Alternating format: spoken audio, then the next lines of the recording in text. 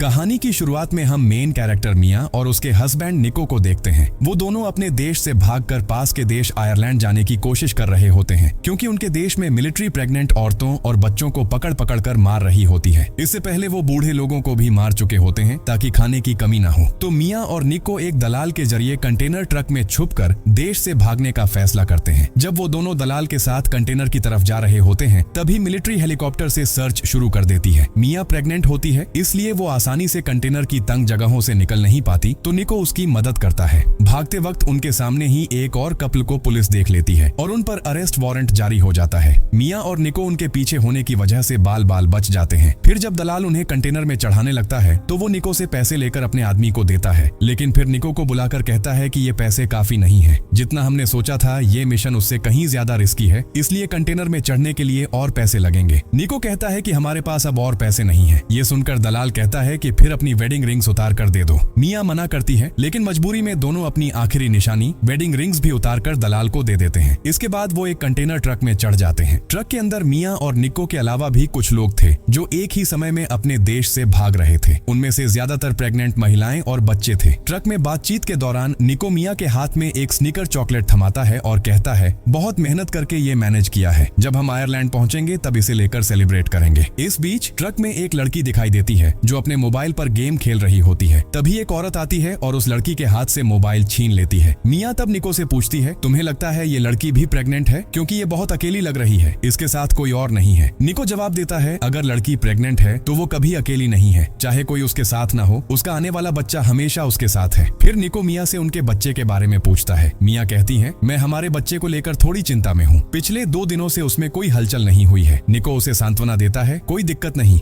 धीरे धीरे सब ठीक हो जाएगा। मैं हमारे इस बच्चे का नाम रखना चाहता हूँ नोआ। इसी समय कहीं से एक बच्चा रोने लगता है और मिया और निको को उनकी बेटी उमर की याद आ जाती है, जिसे मिलिट्री ने पकड़कर मार दिया था। बातचीत के बीच ट्रक में मौजूद एक शख्स एक ड्रिलर से ट्रक की दीवार में छेद कर देता है, जिससे बाहर की स्थिति देखी जा सकती है। ट्रक चलने के कुछ ही समय बाद बाहर से कुछ लोगों की बातें सुनाई देती हैं। निको जैसे ही गेट के पास जाता है, ट्रक का गेट खुल जाता है और कुछ लोग तेजी से अंदर घुसने लगते हैं, लेकिन ट्रक में पहले से ही ज्यादा लोग होने की वजह से दलाल कुछ लोगों को बाहर निकालकर दूसरे ट्रक में चढ़ा देते हैं। निको गेट के पास ही था, इसलिए दलाल उसे खींचकर बाहर निकाल देते हैं। निको मिया से रहने की बात करता है, लेकिन दलाल उसकी कोई नहीं सुनते। वे उसे मारकर किसी और ट्रक में डाल देते हैं। मिया ट्रक में किए गए छेद से बाहर देखती रहती है और फोन निकालकर निको से बात करने की कोशिश करती है। वो देखती है कि निको को पास ही एक और ट्रक में डाला जा रहा है, जिस पर 100 लिखा है। निको फोन पर मिया से कहता है, चिंता मत करो, सभी कंटेनर एक ही जहाज से समंदर पार करेंगे। मैं किसी भी हालत में जहाज तक पहुंचकर तुमसे मिलूंगा। निको की बात सुनकर मिया थोड़ी शांत हो जाती है। ट्रक चलते हुए मिया देखती है कि बाहर अब भी मिलिट्री महिलाएं और बच्चों को पकड़ रही हैं। कुछ लोग खाने और पानी के लिए हाहाकार कर रहे हैं। मिया फिर अपने फोन का वॉलपेपर देखती है और निको और अपनी बेटी उमर को याद करके रोने लगती है। थोड़ी दूर जाने के बाद मिलिट्री ट्रक को रोक देती है और ड्राइवर को बुलाकर पूछताछ करने लगती है। ड्राइवर सही जवाब नहीं दे पाता, तो मिलिट्री का मेन ऑफिसर ट्रक का कंटेनर खोलकर अंदर चेक करना चाहता है। जब वे ताला तोड़कर अंदर घुसते हैं, तो मिया और बाकी सभी अंदर एक फेक कंटेनर लेयर के पीछे छिपे रहते हैं। मिलिट्री को शक होता है कि शायद अंदर और एक लेयर है। वह एक आदमी को अंदर भेजता है और खुद बाहर खड़े होकर गोलियों की पोजीशन देखता है। इससे उसे पता चल जाता है कि अंदर एक एक्स्ट्रा लेयर है। फिर वह अंदर आकर सबको ऑर्डर देता है कि सभी बाहर निकल आए। गोलियों की आवाज सुनकर मिया अंदर मौजूद एक सप्लाई कार्टून के ऊपर चढ़ जाती है और उसके पास खड़ी एक लड़की उसे मदद करने लगती है। मिया ऊपर चढ़कर उस लड़की की मदद करने की कोशिश करती है, लेकिन तभी मिलिट्री फेक लेयर खोल देती है। किसी को कुछ समझ आने से पहले ही मिलिट्री गोलियां चलाकर वहां मौजूद सभी को मार देती है। सिर्फ मिया कार्टून के ऊपर होने की वजह से बच जाती है। सभी की लाश निकालकर मिलिट्री पानी से धो देती है। इसके बाद ड्राइवर को ट्रक चलाने का ऑर्डर दे देती है। जब सब नॉर्मल हो जाता है, मिया निको को कॉल करने की कोशिश करती है, लेकिन निको कॉल नहीं उठाता।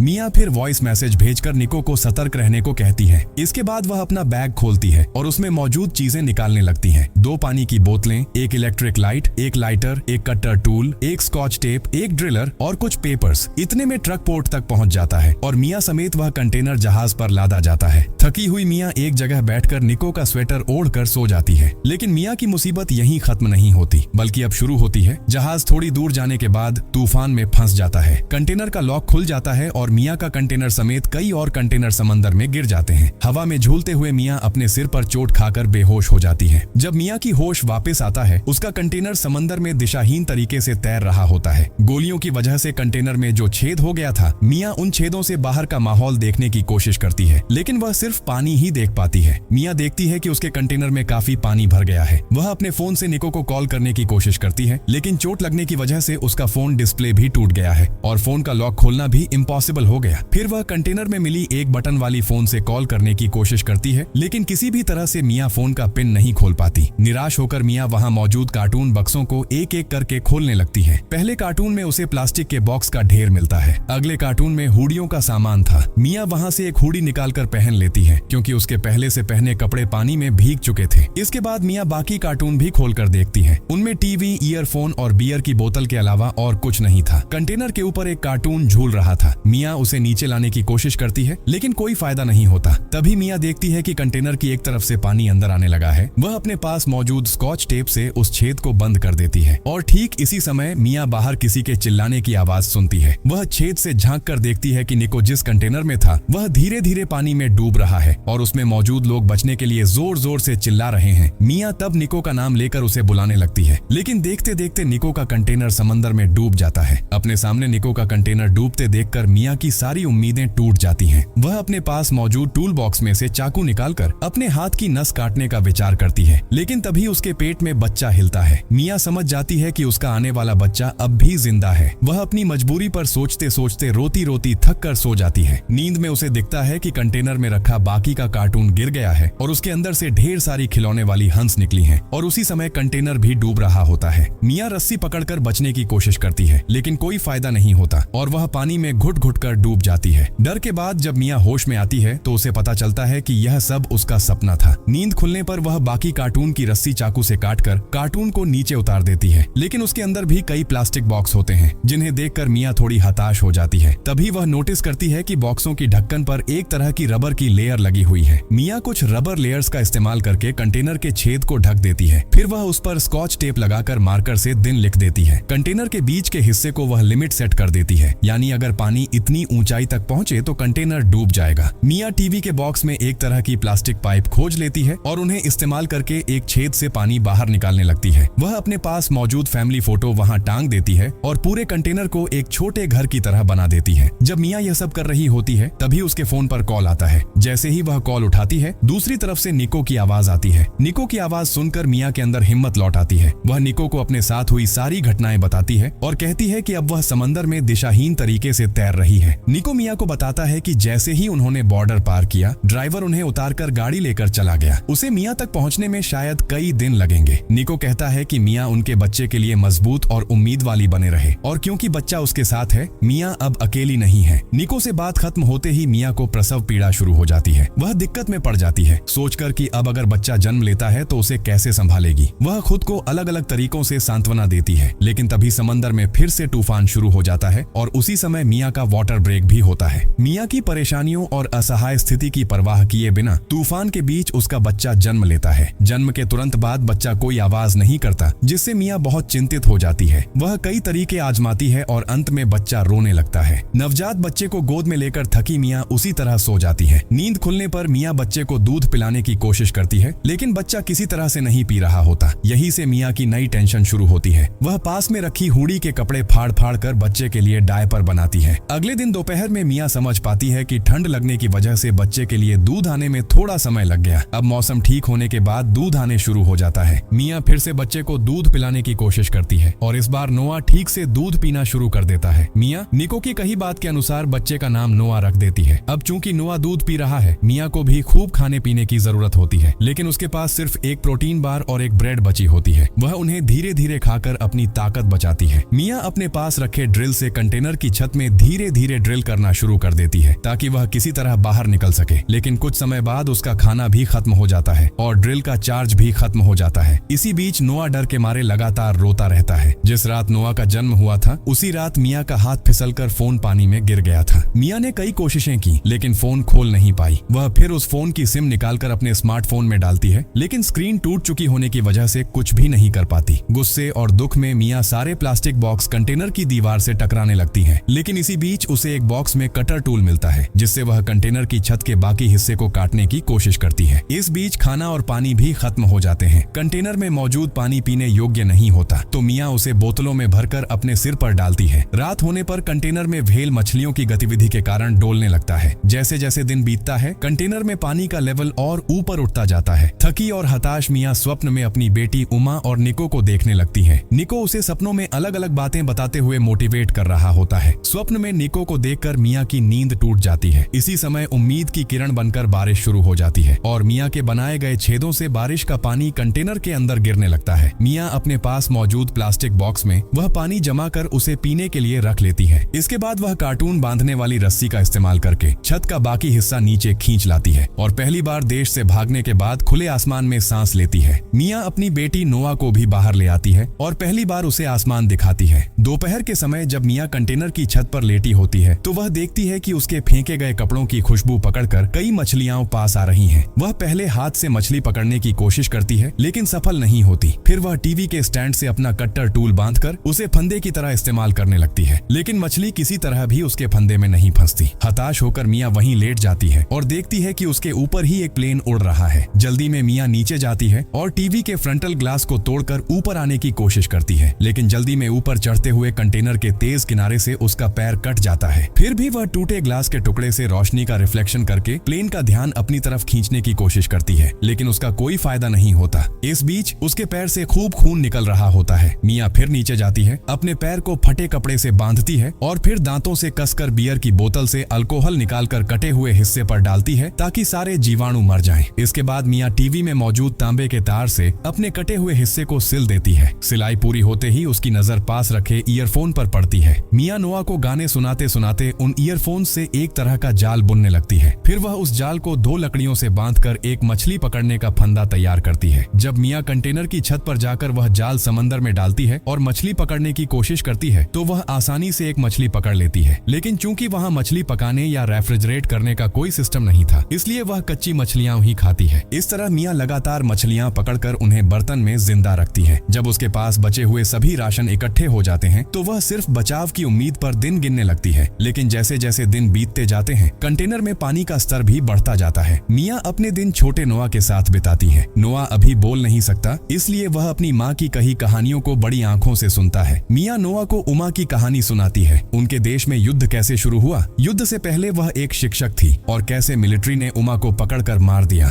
मिया नियमित रूप से बोतलों में पानी भरकर कंटेनर से बाहर निकालती रहती है। फिर वह उन बोतलों में अपनी स्थिति के बारे में लिखी मदद मांगती हुई चिट्ठियां डाल देती है और उन्हें समंदर में छोड़ देती है। इसी बीच समंदर में होने की वजह से रात में ठंड लग रही थी और नोआ लगातार रो रहा था। मिया फिर एक हुडी का थोड़ा सा हिस्सा जलाकर आग बनाती है। वह उस आग के पास ही लेटकर सो जाती है। इतना सब होने के बाद अब 12 दिन हो चुके थे। पानी का स्तर लगातार बढ़ता जा रहा था और अब लगभग लिमिट के करीब पहुंच गया था। मिया समझती है कि ऐसे ज्यादा दिन तक टिकना संभव नहीं है, इसलिए वह नोआ को गोद में लेकर कंटेनर की छत पर चली जाती है। ठीक उसी समय उसके फोन पर निको का कॉल आता है। मिया बहुत मुश्किल से कॉल रिसीव करती है और जैसे ही वह निको की आवाज सुनती है खुशी के मारे रो पड़ती है, लेकिन तभी निको जो बुरी खबर देता है उसके लिए मिया बिल्कुल तैयार नहीं थी। निको बताता है कि जब वह भागकर जहाज पर चढ़ रहा था तब मिलिट्री ने उसे पकड़ लिया और गोली भी चलाई, फिर भी वह किसी तरह बचकर एक कंटेनर में छुप गया। इस समय उसकी खून की बहुत ज्यादा मात्रा निकल रही है और वह समझ रहा है कि ज्यादा देर तक जिंदा नहीं रहेगा,